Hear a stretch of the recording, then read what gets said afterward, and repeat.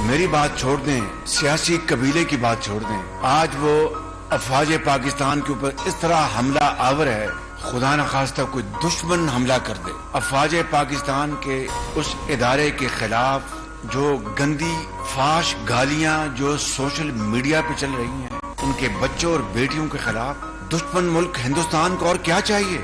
इमरान खान नियाजी, आपके पास अगर सबूत हैं कि इन 3 लोगों ने साजिश की, मुझे एक लम्हा भी वज़ीर आज़म पाकिस्तान रहने का कोई हक नहीं है। इस फितने और साजिश का कौम को शाफी और काफी जवाब नहीं दे सकती मां सिवाय the commission of full court of supreme court of Pakistan. मैं अभी से ये कह रहा हूं कि मैं ये जो दरखास्त कर रहा हूं, जो फैसला इस फुल कोर्ट पर मबनी जो कमीशन का होगा, मैं उसको मन उसको न सिर्फ तस्लीम करूंगा बल्कि सिर्फ तस्लीम हम करूंगा इंशाअल्लाह। इमरान खान पंहिंजे मथां थियल हमले जो कूड़ो इल्ज़ाम मुंह मथां राणा सनाउल्ला ऐं हिक फौजी ऑफिसर ते लॻायो। परे परे ताईं साज़िश जो ज़रे बराबर सबूत मिली वञे त उहिदो छॾे ॾींदुसि। वज़ीर आज़म शहबाज शरीफ़ समूरा इल्ज़ाम रद्द कंदे इल्ज़ामनि जी जाच लाइ सुप्रीम कोर्ट खे फुल कोर्ट कमीशन जोड़ण जी दरख़्वास्त करे छॾी। वज़ीर आज़म चयो आहे त इमरान खान जे इल्ज़ामनि ते फुल कोर्ट कमीशन जोड़ण लाइ चीफ जस्टिस खे ख़त लिखंदुसि। मुंहिंजी दरख़्वास्त मंज़ूर न थी त ईंदड़ वक़्तनि में बि सवाल उथंदा रहंदा। इहा साॻी फुल कोर्ट कमीशन अरशद शरीफ़ जे क़त्ल जी बि जाच करे। लाहौर में प्रेस कॉन्फ्रेंस कंदे शहबाज शरीफ़ चयो त इमरान खान इदारनि ते दुश्मन कीअं हमला करे रहियो आहे। भारत खे ॿियो छा घुर्जे, उते ख़ुशियूं मल्हायूं पई वञनि। पाक फौज बि इल्ज़ामनि जी जाच जो मुतालबो कयो आहे, जेको पूरो कयो वेंदो।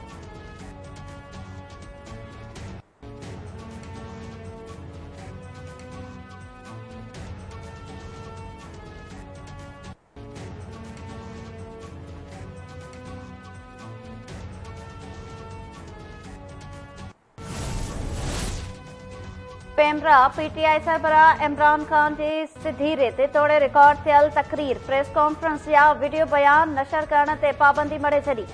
पेमरा जो चवणु आहे त इमरान खान जा क़ौमी क़यादत ऐं रियासती इदारनि ख़िलाफ़ नफ़रत पखेड़ींदड़ ऐं बिना जवाब बयान आइन जे ख़िलाफ़ आहिनि।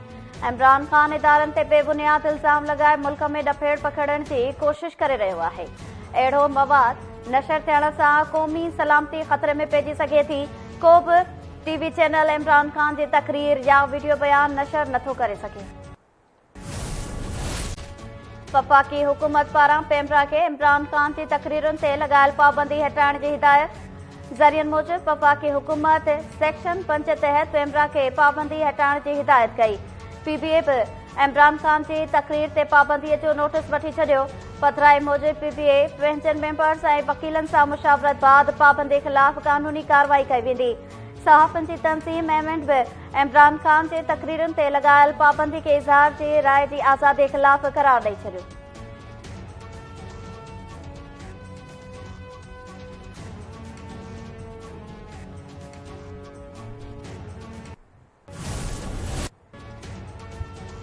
नवाज शरीफ़ जो वज़ीर आज़म शहबाज शरीफ़ सां फ़ोन ते राब्तो। इमरान खान समेत पीटीआई अॻवाननि जी फ़ौज मुख़ालिफ़ बयानबाज़ी ते ॻाल्हियूं। ज़रियनि मूजिबि नवाज शरीफ़ वज़ीर आज़म खे इमरान खान ख़िलाफ़ कानूनी कार्रवाई जी हिदायत कई। नवाज शरीफ़ चयो त हीउ शख़्स फ़ौज ऐं अवाम खे साम्हूं आणे खूनी इनक़लाब जूं ॻाल्हियूं पियो करे।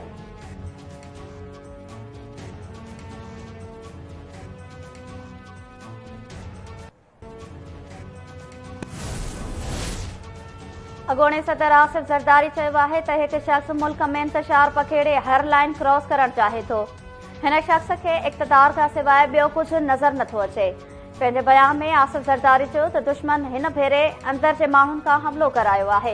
इदारनि जी बकाई मुल्क जी बका आहे। इदारनि ते हमला बर्दाश्त न कंदासीं।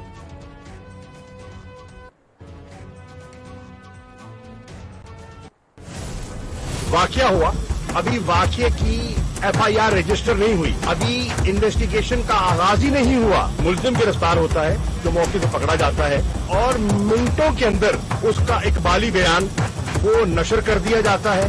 क्यों हो रहा है, ये कौन कर रहा है, ये सवाल है। क्या वो भी पंजाब हुकूमत ने किया? लग रहा ये है कि कुछ लोग बेबस दिखाई दे रहे हैं और ये जो बेबसी है ये अब आया होती जा रही है। आईजी पंजाब की परफॉर्मेंस है उससे लोग मुतमईन नहीं हैं। मैं समझता हूं कि पंजाब हुकूमत को यकीनन पूछना चाहिए और ये उन पर जिम्मेदारी आयद होती है कि ये उसकी बात की तह तक जाए कि वो बेबस है तो किसके हाथों बेबस है। पीटीआई जी पंजाब सरकार इमरान खान ते कातलाने हमले जो केस 2 ॾींहं गुज़रण बावजूद दाख़िल न थी सघियो। पीटीआई अॻवाननि पंहिंजी सूबाई सरकार जी बेवसी ते सवाल उथारे छॾिया। शाह महमूद कुरैशी चयो आहे त पंजाब में पीटीआई जी हुकूमत हुअण बावजूद केस दाख़िल छो न थी सघियो आहे। कुझु माण्हू बेवस नज़र अची रहिया आहिनि। शिबली फराज़ चयो आहे त पंजाब हुकूमत इमरान खान ते थियल हमले जी एफआईआर दाख़िल न पई करे। पीटीआई सेनेटर एजाज चौधरी भी चयो आहे त पंजाब में हुकूमत हुअण बावजूद केस दाख़िल न पियो थिए। अहिड़ी हुकूमत जो कहिड़ो फ़ाइदो? मौजूदा सूरतहाल ते वॾे वज़ीर परवेज़ इलाही खे जवाब ॾियणु घुर्जे।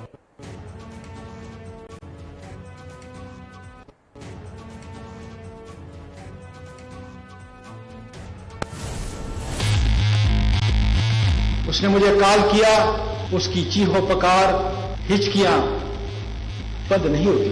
मैं बार बार जोर जोर से कहता क्या बात है, क्या बात है, बोलो। उसके बाद मेरी बेटी कि इनके पास मुझे किसी ने बगैर नंबर के एक वीडियो भेजी है और उस वीडियो में तुम हो। आगे मैं नहीं कह सकता कि डैडी ये किसी और की नहीं है,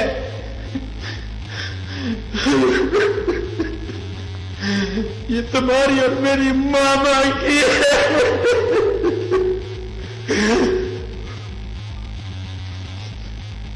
देखो बेटा ये कैसे मुमकिन है। एफआईए पीटीआई सेनेटर आज़म सवाती ऐं संदसि घरवारी जे साम्हूं आयल मुबैना वीडियो खे जाली करार ॾेई छॾियो। एफआईए मूजिबि सोशल मीडिया ते आज़म सवाती जे वायरल थियल वीडियो जाली आहे। वीडियो ऐं ऑडियो जो फ्रेम टू फ्रेम फॉरेंसिक कयो वियो। आलमी मयार जी फॉरेंसिक मां साबित थियो त वीडियो एडिट थियल आहे। आज़म सवाती प्रेस कॉन्फ्रेंस दौरान रोईंदे चयो त हू मुंहिंजी ऐं मुंहिंजी ज़ाल जी वीडियो अणॼातल नंबर तां उमाणी वई। इहा वीडियो कोयटा जे सुप्रीम कोर्ट जुडिशियल लॉजिस में क़याम वारी आहे। अहिड़ी वीडियो साम्हूं अचण खां पोइ ज़ाल, धीउ ऐं पोटियूं मुल्क छॾे वयूं आहिनि। मामले जी जांच लाइ सेनेट चेयरमैन सादिक संजराणी बि पार्लियामानी कमेटी जोड़े छॾी।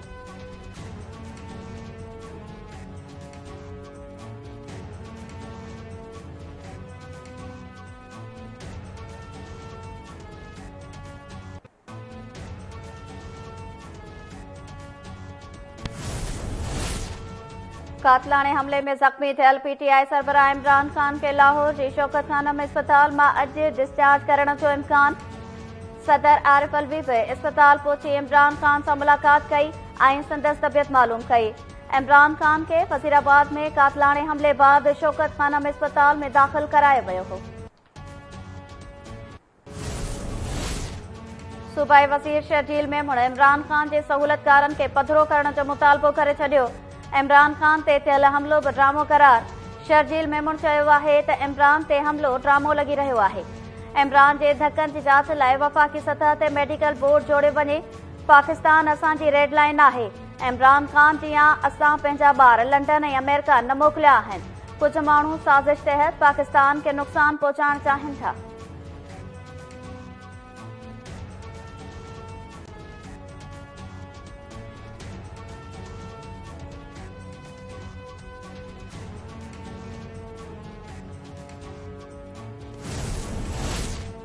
इमरान खान ते कातलाणे हमले खिलाफ सिंध समेत मुल्क जे मुख़्तलिफ़ शहरनि में पीटीआई जा एहतजाजी मुज़ाहिरा।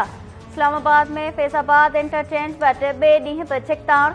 पुलिस ऐं कारकुननि में चकरियूं। पुलिस पारां शेलिंग बि कई वई।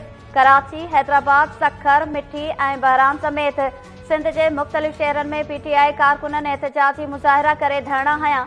अॻवाननि चयो आहे त जेसीं ताईं इमरान खान ते हमले जी जांच मुकमल करे इंसाफ़ फ़राहम न कयो वेंदो तेसीं ताईं एहतजाज जारी रहंदो।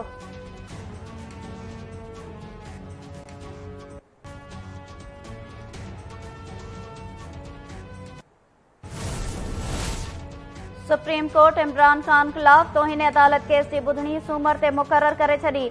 चीफ जस्टिस जी सरबराही में 5 रुकनी लार्जर बेंच 7 नवंबर ते ॿुधणी कंदी। सुप्रीम कोर्ट गुज़िरियल ॿुधणीअ ते इमरान ख़ान खे जवाब जमा कराइण लाइ 5 नवंबर ताईं मोहलत ॾिनी हुई।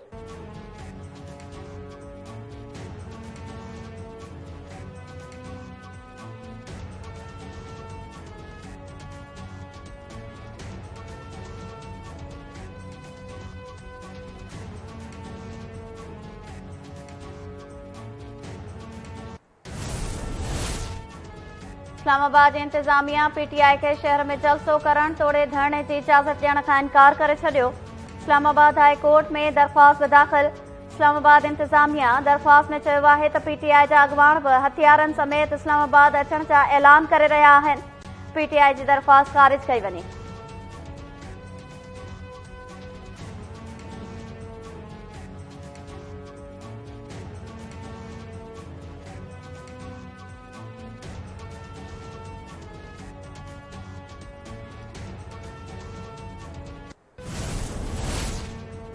सहाफ़ी अरशद शरीफ के वेझे खां जदीद हथियार ज़रिए गोलियूं हयूं वयूं। पोस्टमार्टम रिपोर्ट साम्हूं अची वई। रिपोर्ट मूजिब अरशद शरीफ के हिक गोली मथे में खाॿे पासे खां लॻी, ॿी गोली जेल जे मथे वारे हिसे में साॼे पासे खां लॻी, जेका सीने मां पार थी वई, जंहिं सबब संदसि फिफड़ बि मुतासिर थिया।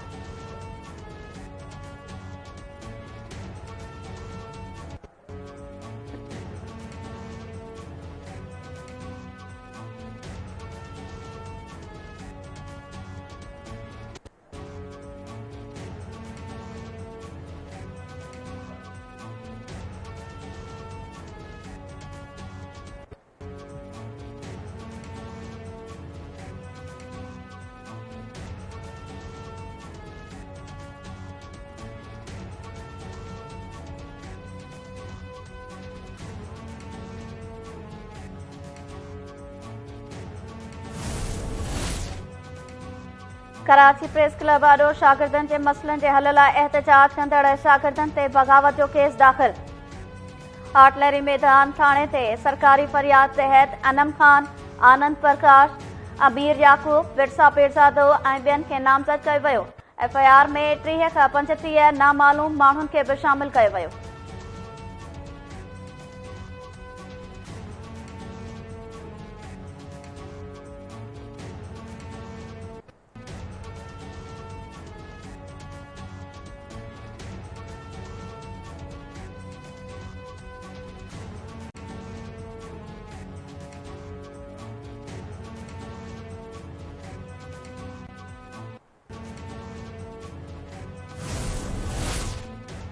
जैकबाद में अॻूणे वफ़ाक़ी वज़ीर मोहम्मद मियां सुमरो जी भेण मलिहा सुमरो ते मुबैना हमलो। मोहम्मद मियां सुमरो ऐं संदसि भेण मलिहा केस दाख़िल करण लाइ सिटी थाणे पहुची विया। मलिहा सुमरो चयो आहे त ॿोॾ मुतासिरनि में राशन विढ़ाइण लाइ वञी रहिया हुआसीं त हमलो कयो वियो। हमलो वली जखराणी कयो। केस दाख़िल कयो वञे।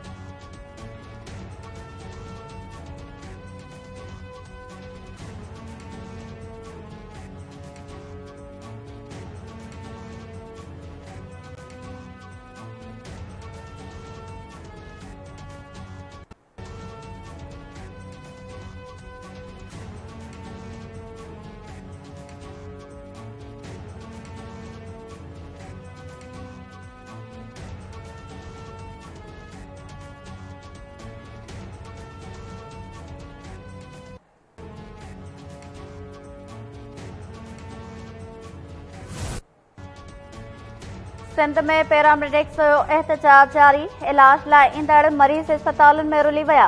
कराची, हैदराबाद, खैरपुर, लाड़काणो ऐं ॿियनि शहरनि में पैरामेडिक्स पारां ओपीडीज़ जो बॉयकॉट करे एहतजाज कयो वियो।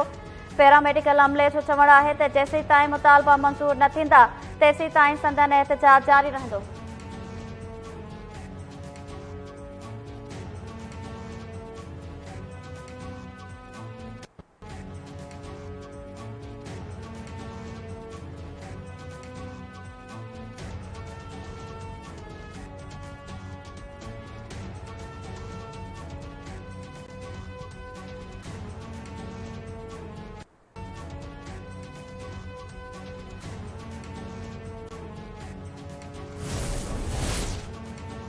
शहीद बेनज़ीर भुट्टो जी न्याणी आसफा भुट्टो सरदारी पारां गढ़ी ख़ुदा बख़्श भुट्टो में शहीदनि जे मज़ारनि ते हाज़िरी।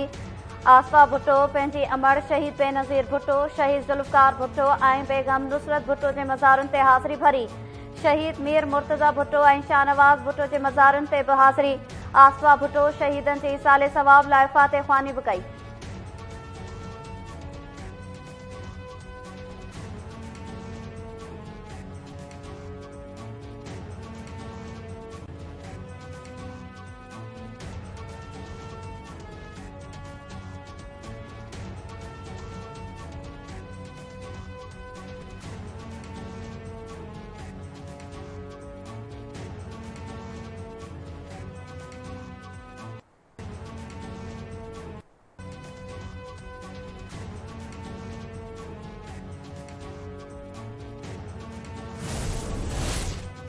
खैरपुर में गंद खाइण वारियूं म्यूनिसिपल कमेटी जूं गाॾियूं विकिरो थियण जो इंकशाफ। KTN न्यूज़ शोरूम ते म्यूनिसिपल कमेटी जे बीठल गाॾियुनि जा फुटेज ज़ब्त करे वरिता।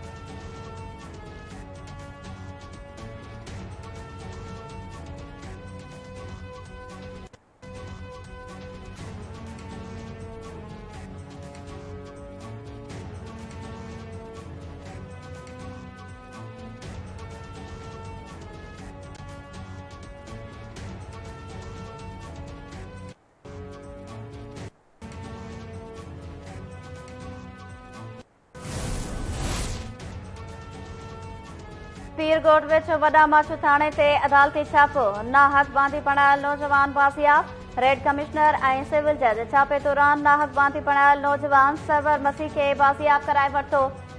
SHO सुभाणे रिकॉर्ड समेत अदालत तलब। सरवर मसीह जे पुट संदसि बाज़ियाबी लाइ दरख़्वास्त दाख़िल कराई हुई।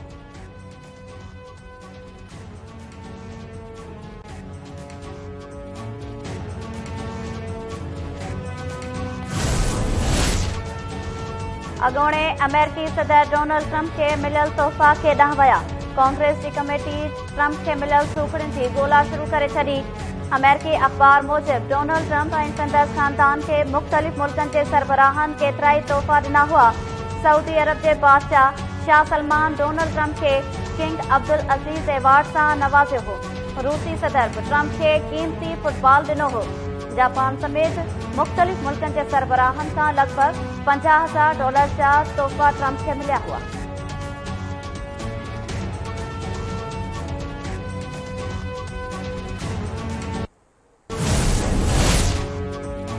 T20 वर्ल्ड कप जे अहम मैच में इंग्लैंड जी टीम दिलचस्प मुक़ाबले बाद श्रीलंका खे शिकस्त ॾेई सेमीफाइनल में पहुची वई। दिफ़ाई चैंपियन ऑस्ट्रेलिया सेमीफाइनल वारी दौड़ खां ॿाहिरि। सुभाणे पाकिस्तानी टीम पंहिंजी अहम मैच बांग्लादेश ख़िलाफ़ खेॾंदी। पाकिस्तानी टाइम मूजिबि मैच सुबुह जो 9 वॻे खेॾी वेंदी।